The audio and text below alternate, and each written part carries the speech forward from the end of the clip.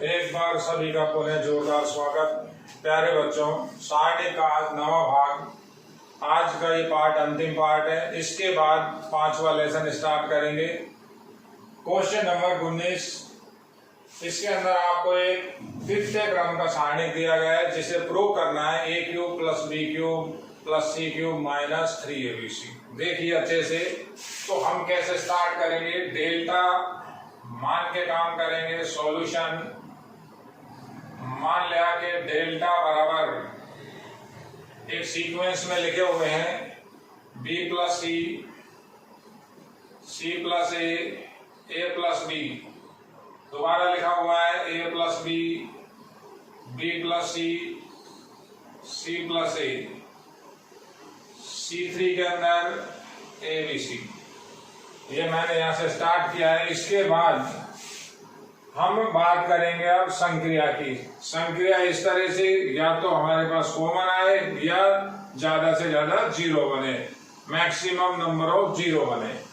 तो किस तरह से जोड़ेंगे? अगर मैं ये सारे कॉलम को आपस में जोड़ता हूं, कॉलम को अगर आपस में जोड़ेंगे तो डिफरेंट रहेगा। देखिए 2a 2b और 1c रहेगा। इधर अगर कॉलम को सबको जोड़ेंगे तो 2b हो जाएगा, 2c हो जाएगा, 1a रहेगा। इधर कॉलम को जोड़ेंगे तो 2c हो जाएगा, 2a हो जाएगा और 1b रहेगा।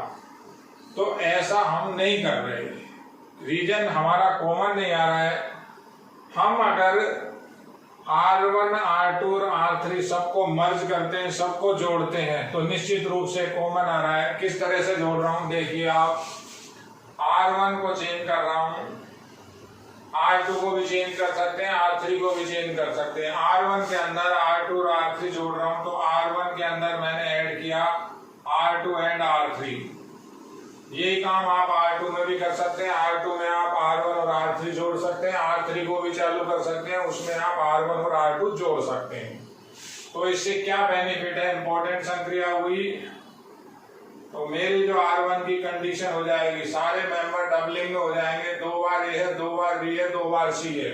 इसी तरह से यहाँ 2 बार A बनेगा, 2 बार B बनेगा, 2 बार C बनेगा। और जो यहाँ पर हमारा 13 नंबर होगा उसमें केवल एक A plus B plus C बनेगा।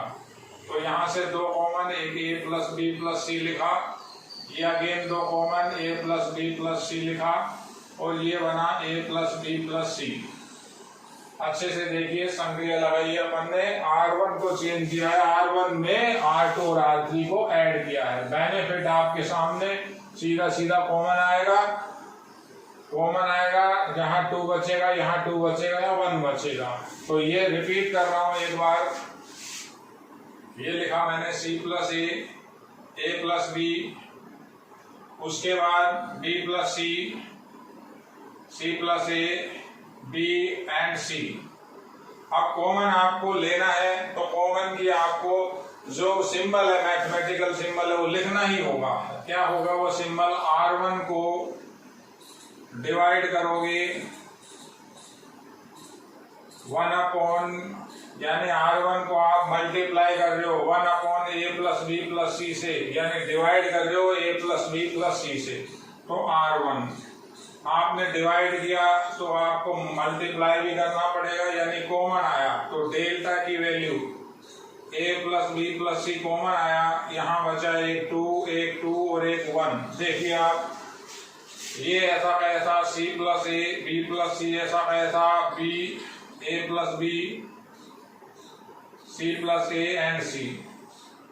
अब काफी इजी है। अगली संक्रिया किस तरह से लगाएंगे?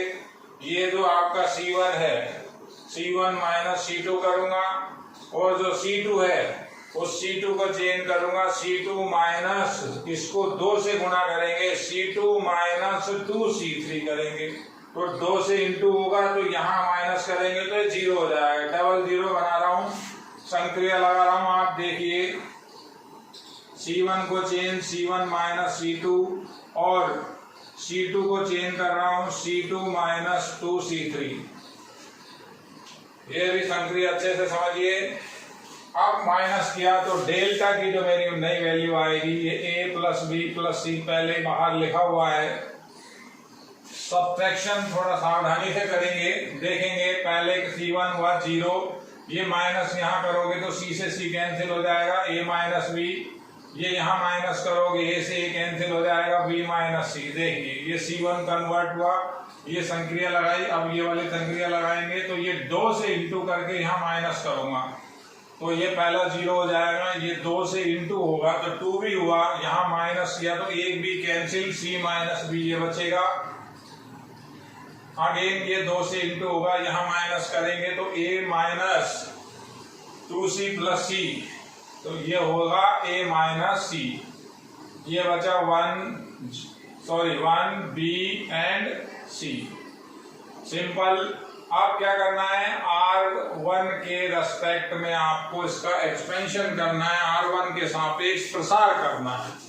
तो लिख रहे हैं R1 के सापेक्ष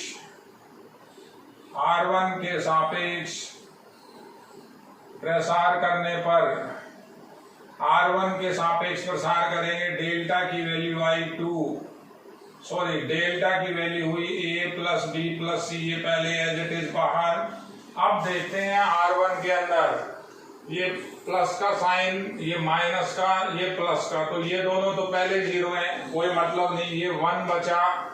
1 जहां पर है वो रो और वो कॉलम खत्म, तो 4 मेंबर बचे, तो लिखा 1 लिखना चाहे तो A minus B, C minus B, B minus C and A minus C। Delta की वैल्यू आएगी A plus B plus C बाहर। अब प्रोडक्ट ये इधर इंटू होगा तो ये आया A minus B, A minus C। देखिए दोनों अगर मैं इंटू करता हूं तो ये लिखा हुआ है B माइनस C, ये लिखा हुआ है C minus B, B minus C, C minus B। इसमें से माइनस अगर कॉमन ले लें तो माइनस ये भी B माइनस C होगा, तो एक माइनस हमारे फॉर्मूले का, एक माइनस हमने यहां से कॉमन लिया, प्लस हो गया, ये B माइनस C 2 बार हो गया। इस स्टेप को अच्छे से देखिए, एक माइनस मेरा फॉर्मूले का था, C माइनस B को मैंने minus bracket B minus C लिखा, तो minus minus plus B minus C का B माइनस C से इंटू। क्या फायदा हुआ था, होल स्क्वायर सीधा खुल जाएगा, प्रोडक्ट करना नहीं पड़ेगा आपको। तो ये आया A plus B plus C, अगले ब्रैकेट के अंदर इंटू करना है, सिंपल इंटू, इंटू किया A का A square minus AC minus AB plus BC, वो होल स्क्वायर खोला तो B square plus C square minus 2BC। देखिए टर्म बनी A plus B plus C, और ये जो बना A स्क्वायर पहले plus B square plus C square. अब जो टर्म बची, एक AB है माइनस का AB, BC एक प्लस के, 2 माइनस के, माइनस BC, और एक माइनस का AC या माइनस का C ये लिख सकता हूं। अब ये आपका एक बेसिक फॉर्मूला है, 9th क्लास 10th क्लास में आप काफी बार इसको देख चुके हो, और इसी की वैल्यू आपकी होती है A cube B cube plus C cube minus 3ABC। तो डायरेक्ट भी लिख सकते हैं, और अगर कोई बच्चा चाहता है कि सर ये कैसे आएगा, तो आपको ये 6 मेंबर का 3 मेंबर से इंटू करना पड़ेगा, 18 मेंबर आएंगे, वो कैंसिलेशन में आएंगे, कटेंगे, तो ये आएगा। आप डायरेक्ट भी लिख सकते हो, ये सीधा सीधा फॉर्मूला है आपका, A plus B plus C, A square plus B square plus C square minus AB minus BC minus CA का फॉर्मूला होता है A cube plus B cube plus C cube minus 3ABC। ये आपका prove हुआ। काफी easy question है, question number 19। इसके बाद देखिए आप,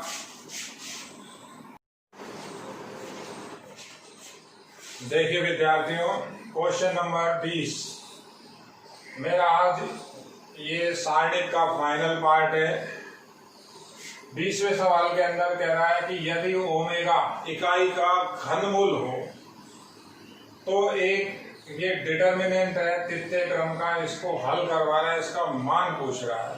तो अब बात करते हैं इकाई के घनमूल। जैसा आपको पिछली क्लासेस में बता दिया है, लेकिन होता क्या है, बच्चा फिर सोचता है कि सर पहले बताया था, आप पता नहीं बताएंगे नहीं बताएंगे, तो एक बार दोबारा बता देते हैं कि जो क्यूब रूट ऑफ यूनिट होता है, इकाई के घनमूल क्या होते हैं। तो समझोगे तभी आपसे सवाल होगा। ये W नहीं लिखा हुआ है, ये लिखा हुआ है ओमेगा। तो इकाई के घनमूल हम किस तरह से समझते हैं, आप थोड़ा सा देखिए इसको अलग से। इकाई के घनमूल, इकाई मतलब 1, ये हुई इकाई। घनमूल का मतलब जो पावर होगी वो 1/3 होगी। जैसे हम कहते हैं वर्गमूल, तो पावर 1/2, पावर 1/4, पावर 1/5। तो जितनी पावर 1/n के अंदर आती है, यानी जैसे किसी की पावर है 1 की पावर 1/7, तो उसके 7 मान आएंगे। किसी की पावर है 1 के ऊपर घात 1/11, तो 11 मान निकलेंगे। तो इसे बोलते हैं इकाई का घनमूल। मैं इसकी वैल्यू निकालूं, मैंने इसको जैसे मान लिया लेट ये x के इक्वल है, तो दोनों तरफ क्यूब करूं तो x क्यूब का मान 1 आया। एक समीकरण बनी x³ - 1 बराबर 0। थोड़ा सा मैं इसको शॉर्ट में बताऊंगा क्योंकि थोड़ा लंबा है, इसके 2 गुणधर्म है, तो आपको गुणधर्म लिख दूंगा, आपको पुरानी बातें याद आ जाएंगी। 11th क्लास में मैं ये चीजें अच्छे से रिपीट कर चुका हूँ। फिर भी देखिए आप, तो अगर इसके अपन गुणनखंड करते हैं तो गुणनखंड क्या होते हैं, a³ - b³ लगेगा, x - 1 x² + x + 1 बराबर 0। तो फैक्टर करें, एक आंसर तो x बराबर 1 आया। अब ये जो दूसरा समीकरण है, ये दूसरा द्विघात समीकरण है। द्विघात समीकरण में आपसे गुणनखंड नहीं होंगे, तो आप इसका परफेक्ट स्क्वायर बनाइए, पूर्ण वर्ग बनाइए या धराचार्य सूत्र लगाइए। तो इसके दूसरे गुणनखंड इस तरह से आएंगे, x बराबर -1 ± -3/2। कोई अगर बच्चा करना चाहे तो करके देख सकता है। अब ये जो x की दूसरी वैल्यू आई है, ये इमेजिनरी है, ये काल्पनिक है, कारण अंडर रूट के अंदर माइनस का साइन है। तो अगर मैं इसको अलग अलग लिखूं दोनों को, 1 - 1 प्लस अंडर रूट -3/2 और दूसरी वैल्यू -1 अंडर रूट 3/2, तो ये दोनों का मान आप किसी भी एक को ओमेगा बता सकते हो। हमने इसको मान रखा है जैसे, तो ये ओमेगा। अगर मैं अब इसका वर्ग करूंगा, इसका वर्ग करूंगा ये आ जाएगा, इसका वर्ग करूंगा ये आ जाएगा, तो इसको बोलते हैं ओमेगा स्क्वायर। तो जो इकाई के घनमूल यानी इस समीकरण को जब हमने सरल किया, हमारे पास 3 वैल्यू आई, एक x बराबर 1, दूसरी ओमेगा। ओमेगा का ये मान होता है बेटा, एक होता है ओमेगा स्क्वायर। ओमेगा और ओमेगा स्क्वायर आपस में इंटरचेंज हो जाते हैं। इसको ओमेगा बता दो, इसको ओमेगा स्क्वायर बता दो, इसको ओमेगा बता दो, कोई फर्क नहीं पड़ेगा। अब कंडीशन क्या है, इनके गुणधर्म क्या है? गुणधर्म बड़े सिंपल हैं। एक पहला गुणधर्म है ओमेगा क्यूब की वैल्यू 1 होती है। पहली प्रॉपर्टी है, ये याद रखनी है, ओमेगा क्यूब की वैल्यू 1। ओमेगा क्यूब कैसे आएगा? इन दोनों को आप गुणा करोगे, इधर भी गुणा करना पड़ेगा। गुणा करेंगे तो दोनों इधर आप राइट साइड में गुणा करके देखिए 1 हो जाएगा। दूसरा गुणधर्म है 1 प्लस ओमेगा स्क्वायर की वैल्यू होती है 0। आप एडिशन कर दीजिए 1 के साथ, ये ओमेगा और ओमेगा स्क्वायर जोड़िए, 0 बन जाएगा। तो ये दोनों के दोनों प्रॉपर्टी हुई या गुणधर्म हुए। ये गुणधर्म हम इस क्वेश्चन के अंदर लगाएंगे। इकाई के घनमूल की बात मैंने आपको थोड़ी सी संक्षिप्त में बताई है, थोड़ी सी शॉर्ट में बताई है। इसको मैंने अच्छे से डिस्कस किया हुआ है, पूरी क्लास में डिस्कस किया हुआ है। इकाई की 1/4, इकाई का 1/5 सब कुछ मैं आपको बतला चुका हूँ। अब बात करते हैं इस क्वेश्चन की। तो क्वेश्चन बड़ा सिंपल हो गया। इसको मान लेते हैं, मान लिया डेल्टा की वैल्यू, डेल्टा बराबर 1 प्लस ओमेगा 4 ओमेगा की power 8, omega 4 omega 8 1 omega 8 1 omega 4। मैं अब यहाँ रीजन लिख रहा हूँ, ये नंबर 1 डाल के मैंने छोड़ दिया। रीजन क्या लिख रहा हूँ, क्योंकि ओमेगा इकाई का घनमूल है। Omega is the cube root of unit. तो कंडीशन क्या हुई, ओमेगा की घात 4 को मैं ऐसा लिख सकता हूं, omega cube into omega, side में लिखेंगे ओमेगा क्यूब की वैल्यू 1। तो जब ये 1 का ओमेगा से इंटू करेंगे तो ओमेगा बचेगा। ओमेगा की पावर 8 है, यानी पावर डाउन कर रहा हूं, उसको लिख रहा हूं ओमेगा की पावर 6 ओमेगा स्क्वायर। ओमेगा की पावर 6 को लिख रहा हूं 3 पावर का होल स्क्वायर ओमेगा स्क्वायर। तो ओमेगा की पावर 8 की वैल्यू क्या आएगी, ओमेगा की पावर 3 1 का स्क्वायर ओमेगा स्क्वायर। तो ये क्या बन गया आपका वापस ओमेगा स्क्वायर। तो ये दोनों के दोनों चेंज मैं वहां कर रहा हूं। एक गुणधर्म और भी लिख देता हूं, वो अभी काम आएगा। 1 प्लस ओमेगा स्क्वायर की वैल्यू 0। अच्छे से समझिए, काफी इजी सवाल है। ओमेगा के 2-4 क्वेश्चन आपकी बुक में एक कर रहा हूं, बाकी आप इजीली कर लेंगे। फिर भी कोई दिक्कत हो तो कभी भी आप कोई भी क्वेश्चन की आप फोटो खींचें, मेरे नंबर पे व्हाट्सएप करें, आपको तुरंत उसका रिप्लाई मिलेगा। तो ये वैल्यू वापस यहाँ पुट करें तो डेल्टा क्या बन जाएगा आपका 1, ये ओमेगा बन जाएगा, ये ओमेगा स्क्वायर बन जाएगा, ये ओमेगा स्क्वायर 1, ये ओमेगा स्क्वायर, ये 1 और ये ओमेगा। देखिए ओमेगा की पावर 4 को ओमेगा लिखा है, ओमेगा की पावर 8 को ओमेगा स्क्वायर लिखा है। अब बड़ा सिंपल सा काम है, आप कैसे भी सभी स्तंभों को जोड़ दीजिए या सभी पंक्तियों को जोड़ दीजिए तो ये गुणधर्म लग जाएगा आपका। मैं काम कर रहा हूं, लिख रहा हूं R1 चेंज टू R1 के अंदर R2 और R3 को ऐड कर रहा हूं। R1 के अंदर R2 और R3 ऐड करेंगे तो डेल्टा की वैल्यू ये सब एक जगह जुड़ेगा 1 plus omega square, 1 plus omega square, और यहां भी जुड़ेगा 1 प्लस ओमेगा स्क्वायर। देखिए आप अच्छे से, ये as it is omega square 1 omega square 1 and omega. अब ये गुणधर्म काम में ले रहे हैं तो यहां लिख रहा हूं, थोड़ी जगह कम है, डेल्टा इक्वल्स टू 0 0 0, पहला 0, दूसरा 0, तीसरा 0, omega square 1 omega square 1 and omega. उसके बाद आपको बताया था एक पंक्ति के सभी अवयव शून्य हो या एक स्तंभ के सभी अवयव शून्य हो तो सारणिक का संख्यात्मक मान शून्य होता है। ये लैंग्वेज लिखनी पड़ेगी क्योंकि R1 के सभी अवयव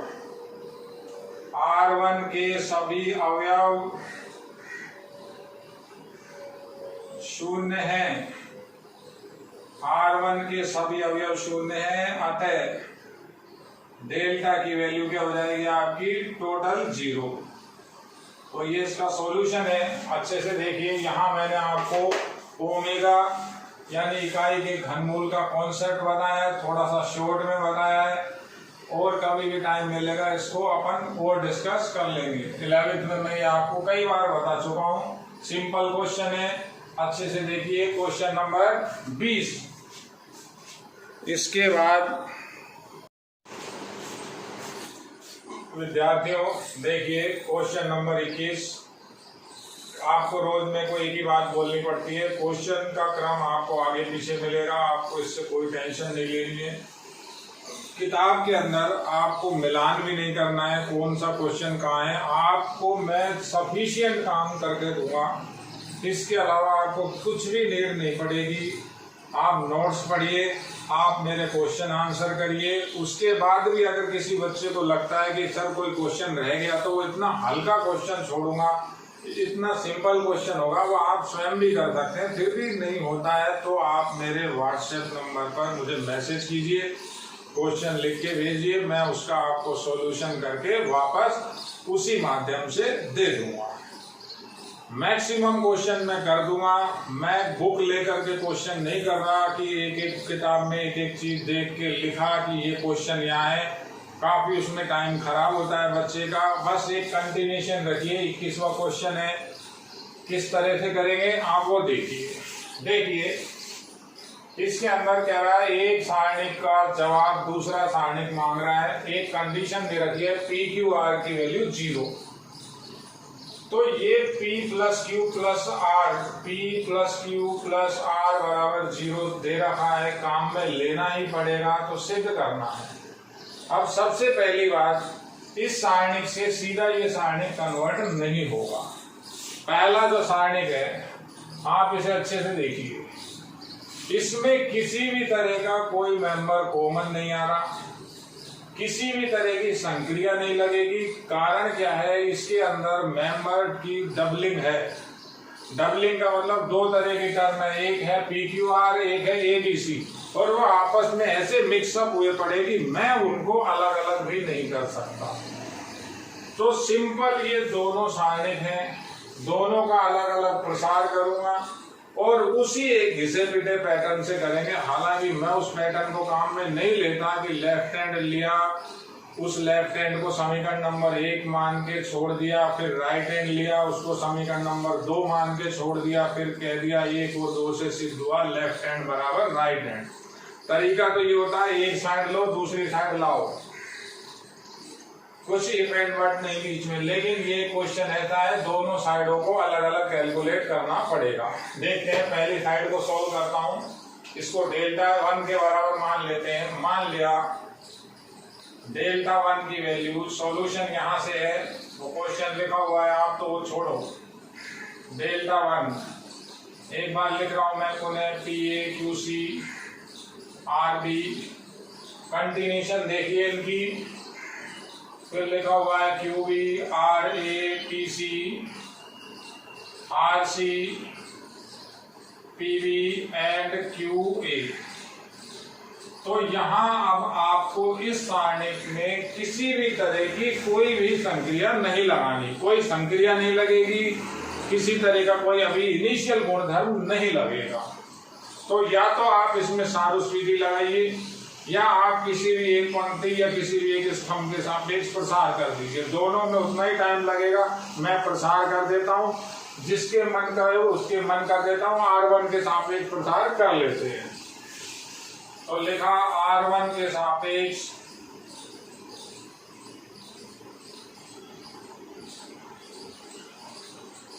प्रसार करने पर, अब R1 के सापेक्ष प्रसार कैसे, R1 का पहला मेंबर प्लस माइनस प्लस, तो देखिए डेल्टा 1 बराबर ये PA बाहर, एक 2/2 का सारणिक बचेगा। क्या ये 4 मेंबर बचेंगे, RA PA PB PC QA। अच्छे से देखिए, माइनस दूसरा मेंबर लिखा QB, ये स्तंभ और ये पंक्ति खत्म, क्या बचा QC RB PB और QA। बोर्ड पे थोड़ा सावधानी से देखिए, जो ये P है और ये जो B है दोनों में फर्क है, तो उसे अच्छे से देखिए। आप स्क्रीन को बड़ा भी कर सकते हैं, पॉज भी कर सकते हैं। वीडियो लेक्चर को आपको एक एक वीडियो को अच्छे से समझना है, एक भी दिन आपको अपना खराब नहीं करना है। और लास्ट बचा प्लस का RC, ये पंक्ति ये स्तंभ खत्म, क्या बचेगा QC, ये QC RA RB और एक बचा PC। देखिए मैंने लिखा R1 के सापेक्ष प्रसार, तो आप सिंपल डेल्टा 1 की वैल्यू आई, इसको मैं AP लिख रहा हूं, क्रम से लिखूंगा AP, इधर से इधर गुना कर रहा हूं, देखना बेटा जरा A² और सबको क्रम से P के बाद Q आता है, Q के बाद R आता है, तो लिखा QR माइनस इधर से इधर गुना करेंगे तो ये आएगा P² BC। देखिए आप B के बाद C लिखा है, C भी नहीं लिखा, उसमें कोई फर्क नहीं पड़ेगा। लेकिन क्या है, जब हम वापस रिकॉल करते हैं, वापस पकड़ते हैं, तो हमारी दिक्कत खत्म हो जाएगी।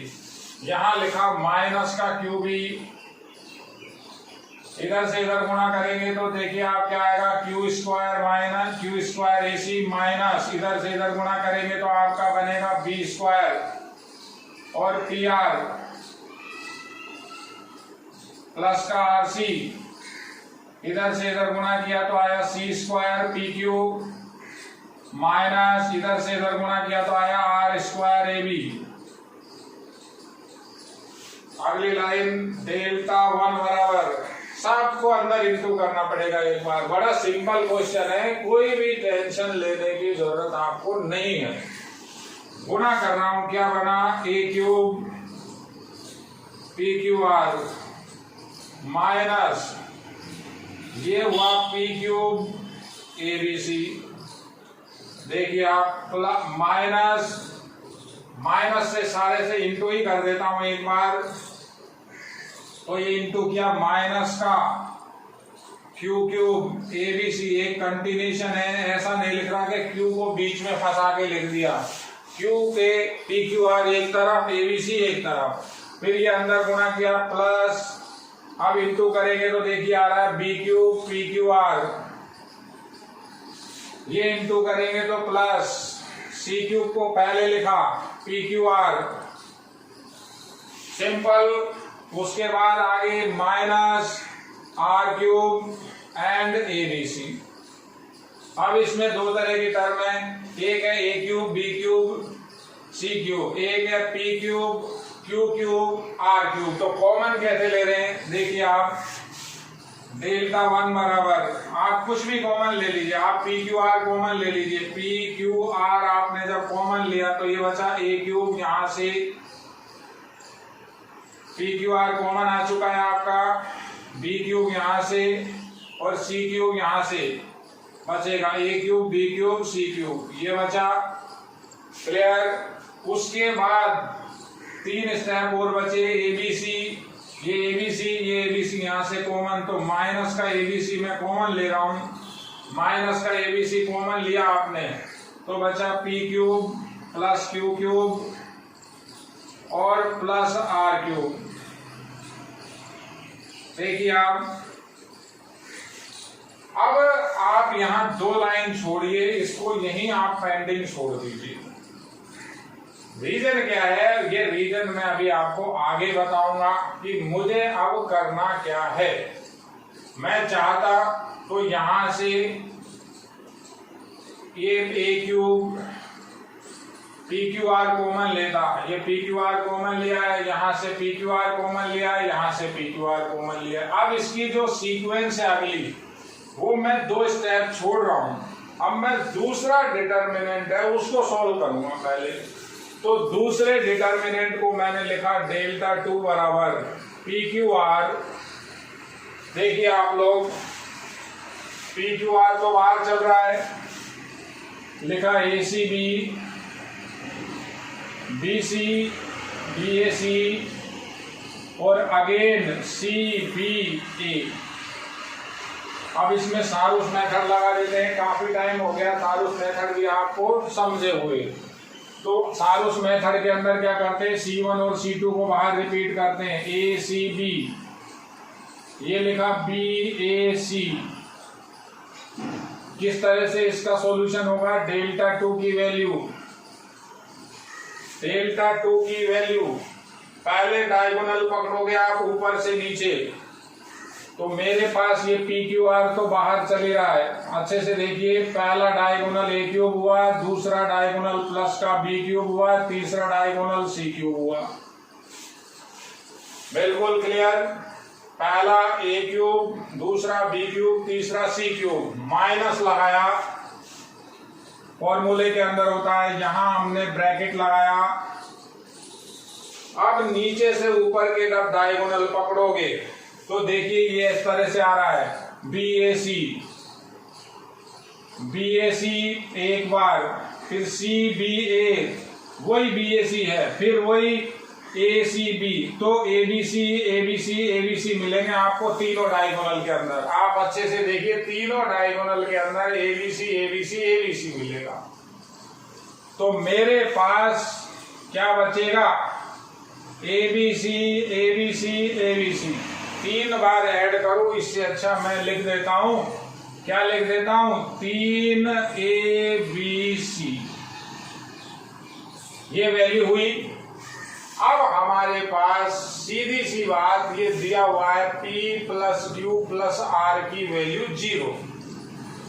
तो जब ये P plus Q plus R की वैल्यू 0 होती है तो किस तरह से अपन इसको आगे कंटिन्यू करेंगे, समझिए। मेरे को ये दोनों बराबर लेकर के आने हैं। एक प्रॉपर्टी है, जब P plus Q plus R की वैल्यू 0 होती है, मैं यहां लिख देता हूं, इसको भी छोड़ दिया, ये नंबर 1 डाल दिया, ये नंबर 2 डाल दिया, लिख रहा हूं P plus Q plus R की वैल्यू है 0। तो एक कंडीशन क्या हुई, तो उस कंडीशन में हमारे पास एक वैल्यू आती है P cube Q cube plus R cube की वैल्यू जो होती है 3PQR के इक्वल होती है। ये भी आपका एक बेसिक फॉर्मूला है, तो इसे मैं यहाँ यूज कर रहा हूँ, अच्छे से आप समझिए, देखिए। इसीलिए मैंने ये 2 लाइनें छोड़ी हुई थी। अब बच्चा ये कहेगा सर मुझे कैसे याद रहेगा, मैं तो यहाँ 2 लाइन क्यों छोड़ूंगा, मैं तो चालू कर दूंगा। तो बेटा कई चीजें तो आपको समझनी ही पड़ेगी, या नहीं कर रहे तो फिर यहाँ आपको ये PQR अलग फॉर्म में लिखने पड़ेंगे, तो वो थोड़ा सा आपके लिए काम बढ़ जाएगा। तो ये वैल्यू को मैं यहाँ काम में ले रहा हूँ, इसे मैं यहाँ यूज कर सकता हूँ। तो डेल्टा 1 की वैल्यू आएगी। अब बच्चा ये भी कहता है कि सर यही लिख देते, तो ऐसा क्या पता होता है कि इस तरह का गुणनखंड बनेगा कि इसकी इससे कंपैरिजन होगी, वो नंबर 2 चल रहा है। तो अब इसको यूज कर लेते हैं। गणित के अंदर जो चीज जिस समय काम में आती है उसको उसी समय निकाला जाता है। पहले से हम उन चीजों को तैयार कर करके नहीं रखते कि ये भी काम में लूंगा, ये भी काम में लूंगा। जैसी नीड पड़ती है हम उसको वैसा मोल्ड कर देते हैं, वैसे उसको घुमा देते हैं। उसके लिए हमने काम किया हुआ, हमने समीकरणें डाली हुई हैं। तो ये वैल्यू यहाँ काम में ले, इसका मान रख रहा हूं 3PQR। तो ये आया A cube B cube C cube. ABC ऐसा कैसा, ये लिखा 3PQR। अब देखिए, अब PQR कॉमन आ जाएगा, डेल्टा 1 PQR सारे से कॉमन ले लिया आपने, तो क्या बचा A cube B cube C cube, वो टर्म इक्वल बन गई, माइनस ये 3 ऐसा कैसा PQR कॉमन आया था ABC। तो ये नंबर हो गया आपका 3। अब ये डेल्टा 1 देखिए 3 नंबर है, डेल्टा 2 देखिए 2 नंबर है, ये डेल्टा 1 है, ये डेल्टा 2 है। तो मैं लिख सकता हूं बाय 1 and 2, बाय 2 and 3। ए 2 व 3 से हम कह सकते हैं कि डेल्टा 1 बराबर डेल्टा 2। अब डेल्टा 1 बराबर डेल्टा 2, तो अब आप या तो इनके मान रख दीजिए, आप यहीं भी छोड़ सकते हैं, क्योंकि हमने माना हुआ है डेल्टा 1 ये है और डेल्टा 2 ये है। तो डेल्टा 1 बराबर डेल्टा 2 आ गया, काम हमारा खत्म। तो ये क्वेश्चन आपका कंप्लीट।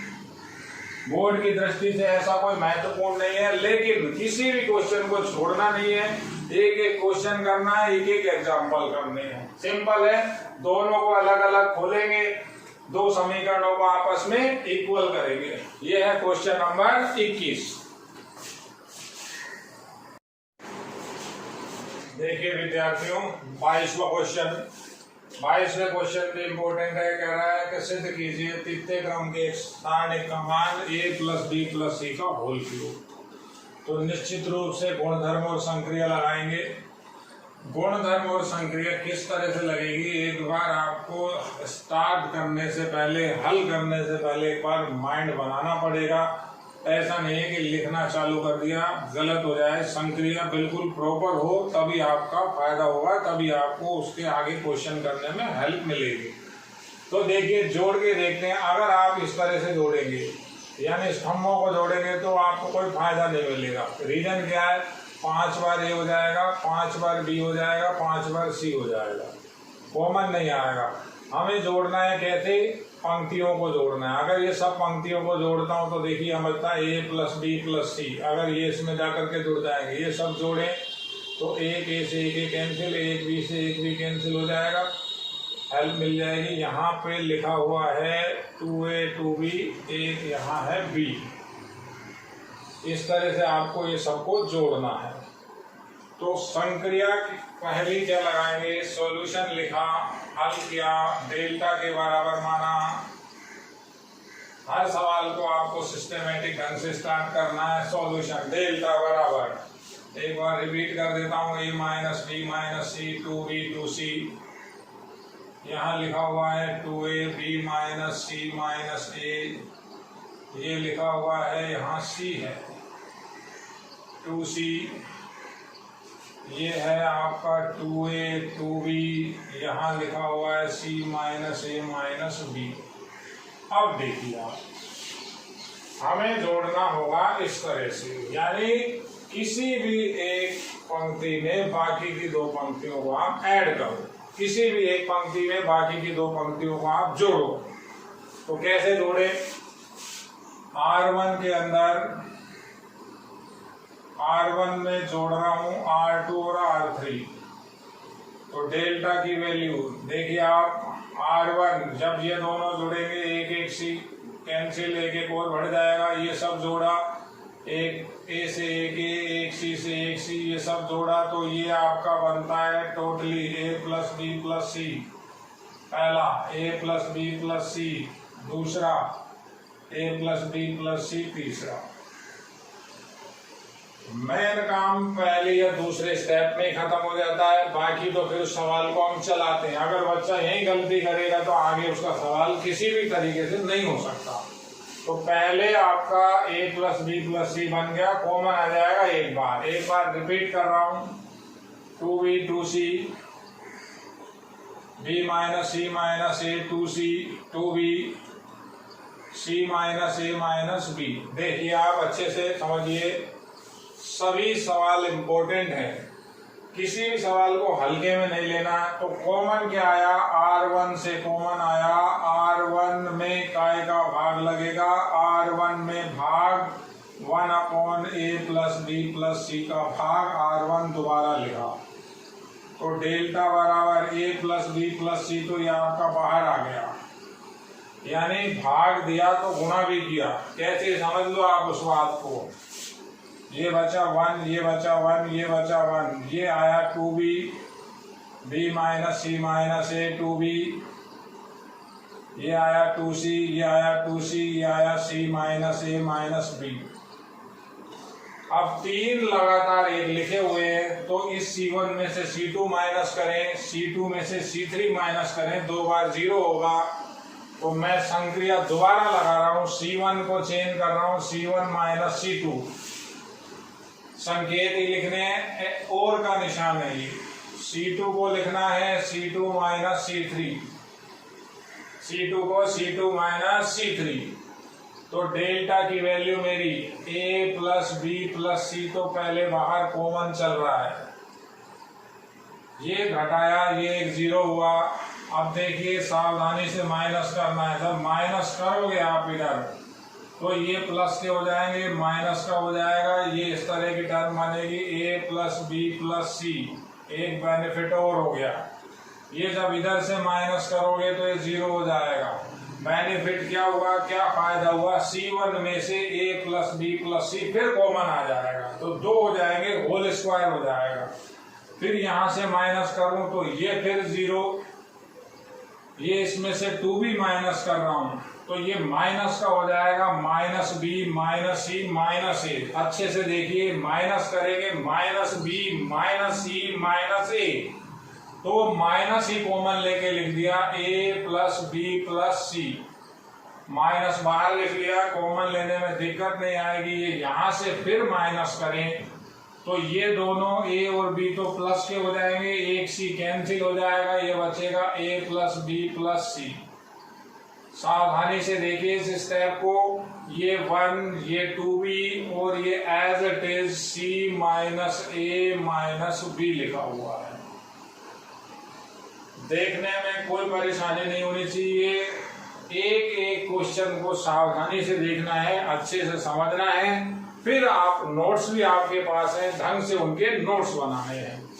अब मेरे पास कॉमन आ रहा है, देखिए कॉमन क्या आ रहा है, C1 में मैं डिवाइड करूंगा 1/a plus b plus c, और C2 में भी मैं डिवाइड करूंगा 1/a plus b plus c। ये कॉमन लेना बोलते हैं, जिसको अपन डिवाइड करना बोलते हैं। कई बच्चे या कई किताबों में संक्रिया नहीं लिखता, जो कि एक गलत बात है, लिखना चाहिए।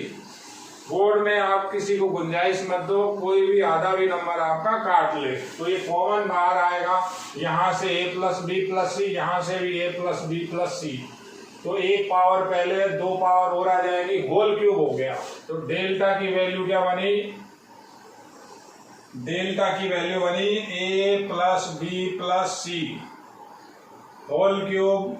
मेरे पास जो सारणी बना 0 1 0 0 माइनस 1 और 1, देखिए आप C1 और C2 में क्या बचा है, C3 बचा है इसका 1 2b c minus a minus b। अब 100% जो ये सारणी के इसकी वैल्यू 1 होनी चाहिए, क्योंकि यही आंसर है मेरा। तो मेरा आंसर है a प्लस बी प्लस सी का होल क्यूब। तो सारणी को अगर सरल करेंगे इसकी वैल्यू आएगी 1। तो सरल कैसे करें, R1 के सापेक्ष प्रसार कर रहा हूं, R1 के सापेक्ष प्रसार, R1 के सापेक्ष प्रसार लगा रहे हैं। डेल्टा की वैल्यू हो जाएगी a प्लस बी प्लस सी का होल क्यूब, तो पहले से ही बाहर, एक ब्रैकेट R1 के member plus minus plus plus minus plus, तो ये एक बचा और ये 4 ही मेंबर बचे। तो यहाँ एक भी लिख देता हूँ, 1 माइनस 1 0 एंड 1। इस सारणी को पूरा सोल्व करके दिखाना है।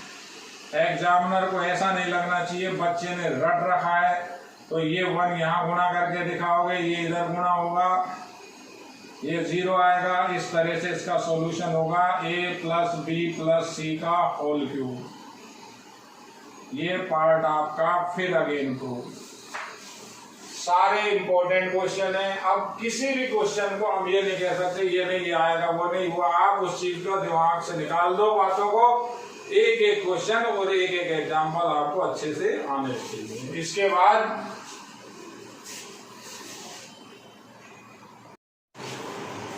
देखिए विद्यार्थियों, क्वेश्चन नंबर 23 काफी सिंपल क्वेश्चन है।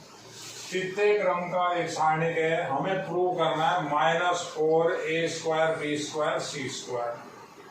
तो मैंने लिखा हुआ है सॉल्यूशन के अंदर, इसको डेल्टा के बराबर मान लिया। ये मेरे पास एक सारणिक है। सबसे पहला काम हमें उस क्वेश्चन को 30 सेकेंड या 1 मिनट देखना ही होता है कि करना क्या है। करने से पहले पता भी हो करना क्या है, कहता है कि कोई भी संक्रिया लगाना चालू कर दी, तो पहला सबसे पहला ये देखें कि कॉमन है कि नहीं है। कई बार क्या होता है, स्टार्टिंग में भी कॉमन होता है, बच्चा उस चीज को देखता ही नहीं है, इग्नोर कर देता है, वो सीधा लगाने लग जाता है, संक्रिया या गुणधर्म सोचने लग जाता है। तो ऐसे 1-2 क्वेश्चन है, इनमें सीधे के सीधे कॉमन आ रहे हैं। देखिए कॉमन या तो R1 से या अपन कॉमन ले C1 से। R1 से कॉमन ये आ रहा है या C1 से निकाले, एक ही जगह से निकलेगा। R1 से ले लिया तो C1 से नहीं आएगा। ऐसे ही R2 से कॉमन B आ रहा है या C2 से कॉमन B आ रहा है, R3 से कॉमन C आ रहा है या C3 से कॉमन C आ रहा है। तो कहीं से भी कॉमन ले सकते हैं आप, जो मन करे वो लिखिए। अपन लिख रहे हैं R1 को कॉमन ले रहे हैं, R1 में से मैं बाहर निकाल रहा हूँ, A कॉमन आ रहा है, देखिए आप। तो A से डिवाइड R1, ऐसे ही R2 को B से डिवाइड, ऐसे ही R3 को C से डिवाइड। ये संक्रिया नहीं है। बच्चा कहता है संक्रिया एक बार में 2 से ज्यादा संक्रिया नहीं लगती। ये लैंग्वेज है, आप मत लिखो। आप फिर हिंदी में लिखोगे उसका सेंस नहीं है। मैथ पढ़ रहे हो तो मैथ में सिंबल चलते हैं, बिना सिंबल के कुछ भी नहीं होगा। अब पहले पार्ट में इतने सिंबल है, जो पहला पार्ट है, जैसे 11 का पहला पार्ट रिलेशन एंड फंक्शन, वैसे ही 12 का पहला पार्ट कंपोजिट फंक्शन, संयुक्त फलन, सिंबल ही सिंबल है। बिना सिंबल के उस पार्ट में आप कुछ भी नहीं कर सकते।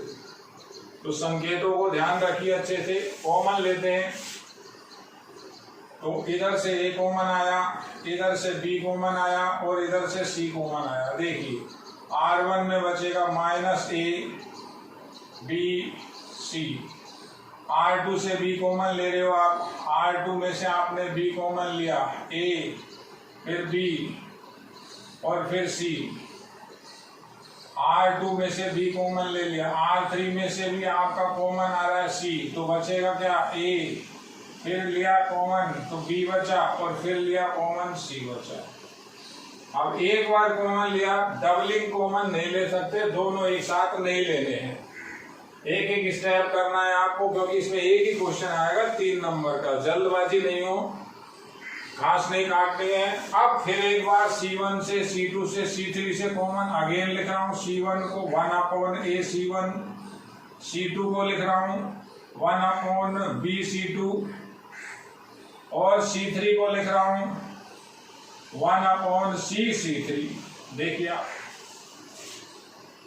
तो इस चीज को भी पकड़िए एक बार। फिर कॉमन आएगा तो एक A² हो जाएगा, B² हो जाएगा, C² हो जाएगा। यहाँ बचेगा 1 1 1, ये माइनस का है, ये बचा 1, ये बचा 1, ये दोनों माइनस के थे, ये माइनस, तो ये -1, ये 1, यहाँ से बचा 1 1 और ये -1।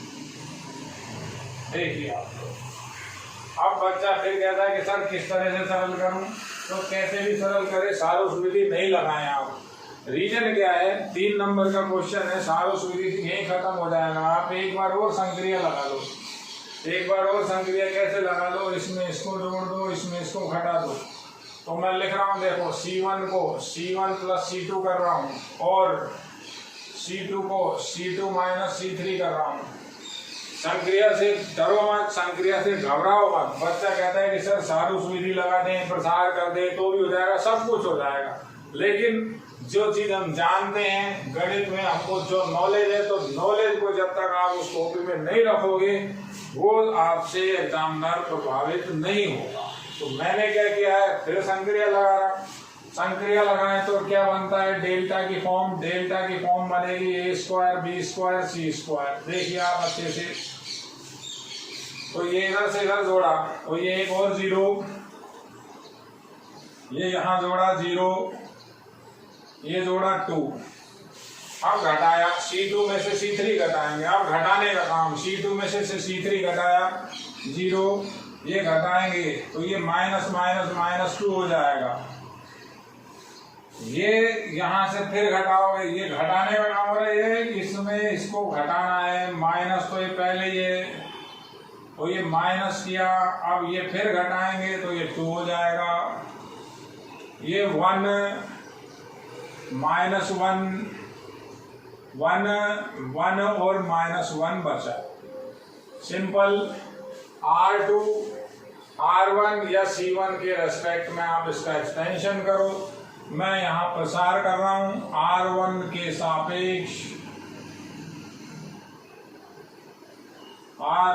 सापेक्ष प्रसार करने पर, तो R1 के सापेक्ष हम प्रसार करें। R1 का मेंबर प्लस, ये 4 मेंबर बचेंगे। क्लियर देखो आप लोग, R1 के सापेक्ष प्रसार करोगे 4 मेंबर बचे। तो डेल्टा की वैल्यू A² B² C², 1 लिखा, प्लस का बचा, ये बचा 0, -2 और ये 2। तो अब कैलकुलेट करके देखो आप, A² B² C², डेल्टा की वैल्यू आ रही है A² B² C², 2 0 से गुणा हुआ, ब्रैकेट लगाया, 0 माइनस +4, तो डेल्टा की वैल्यू आ गई 4 A² B² C²। ये माइनस बता रहा है, हमारी वैल्यू आई है प्लस। देखिए आप लोग अच्छी तरह से,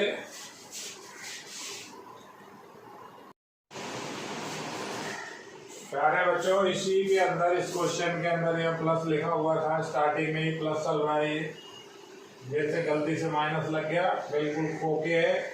डेल्टा की वैल्यू आ रही है 4a² b² c²। अच्छे से देखिए, ये आपका क्वेश्चन लास्ट। सभी वीडियो को अच्छे से देखिए आप लोग। मेरे इस चैप्टर के बाद अब आपका 5वां चैप्टर स्टार्ट करूंगा, व्युत्क्रम, आव्यूह और रैखिक समीकरण। आशा करता हूं अच्छे से आप लोग घर पे मन लगा के पढ़ रहे होंगे, नोट्स बना रहे होंगे और एक एक वीडियो लेक्चर को बारीकी से देख रहे होंगे। आपकी कोई भी प्रॉब्लम हो, आप मुझे व्यक्तिगत संपर्क कर सकते हैं, मुझे कॉल कर सकते हैं। धन्यवाद।